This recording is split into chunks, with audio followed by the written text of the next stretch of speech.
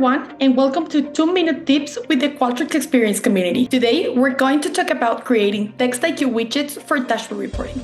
You will learn how to create TextIQ widgets like response sticker, TextIQ bubble, key driver analysis, and the TextIQ table. For an overview of what TextIQ is, check out our Getting Started with TextIQ 2-Minute Tip video. Qualtrics TextIQ offers a variety of widgets for dashboard reporting, each one designed to help you analyze and visualize open text feedback in different ways. Once in your dashboard, we'll go to Edit, Add Widget, and select Response Sticker. Make sure to add this one and not the deprecated one.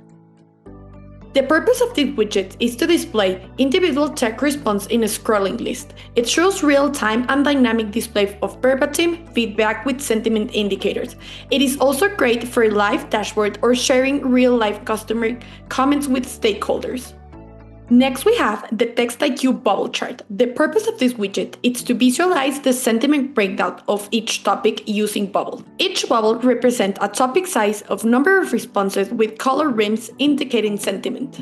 It is ideally for quickly identifying which topics are most discussed and the overall sentiment for each. You can click in the bubbles to drill down into subtopics.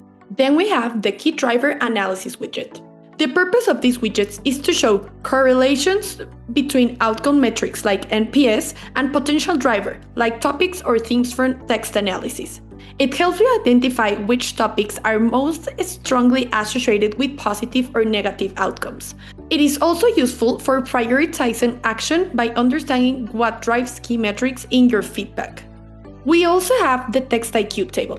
The purpose of this widget is to report on key topic metrics such as topic count, sentiment, and trends for each text topic.